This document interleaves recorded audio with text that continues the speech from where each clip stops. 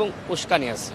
আওয়ামী লীগ ১৫ বছর অবৈধভাবে ক্ষমতায় ছিল। এই সময় তারা টাকা পয়সা ব্যাপকভাবে কামিয়েছে।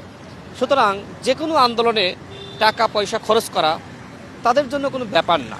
আমার যেটি মনে হয়, এই যে গত ৪-৫ দিনের আন্দোলন, এই আন্দোলন মূলত আওয়ামী লীগের আন্দোলন। আওয়ামী লীগ নানানভাবে উস্কানি দিয়ে এই আন্দোলন করাচ্ছে। শিক্ষার্থীদের মধ্যে আওয়ামী লীগ ঢুকে গেছে। অবশ্যই আওয়ামী লীগ ঢুকে গেছে।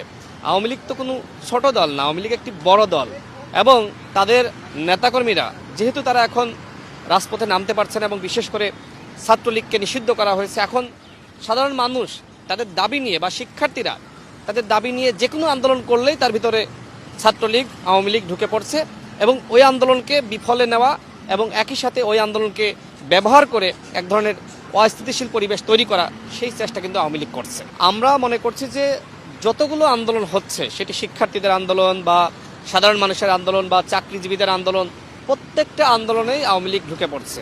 আওয়ামী লীগ কী চায়?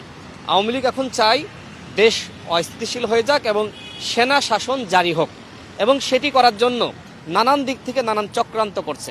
আমরা সরকারকে বলবো, আপনারা কিন্তু পুরোপুরি ব্যর্থ হচ্ছেন। আপনারা রাজনৈতিক দলগুলোর সাথে দূরত্ব সৃষ্টি করছেন, তাদের কাছ থেকে সহযোগিতা নিচ্ছেন না।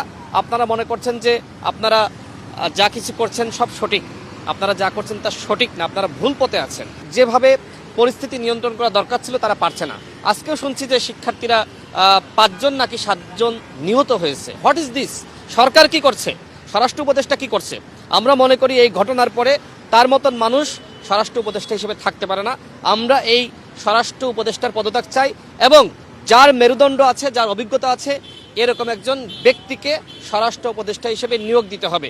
আমরা চাই না বাংলাদেশে সেনাবাহিনীকে বিতর্কিত করা হোক। আমরা চাই এই সরকার একটি নির্বাচনের রোডম্যাপ তারা অবশ্যই ঘোষণা করতে হবে। তারা যদি 2 বছর পরে নির্বাচন করতে চায়, তারা যদি 1 বছর পরে নির্বাচন করতে চায়, অবশ্যই নির্বাচনের কথা প্রসঙ্গ আসলে আমরা দেখছি যে তারা কিন্তু অ্যাভয়েড করছে।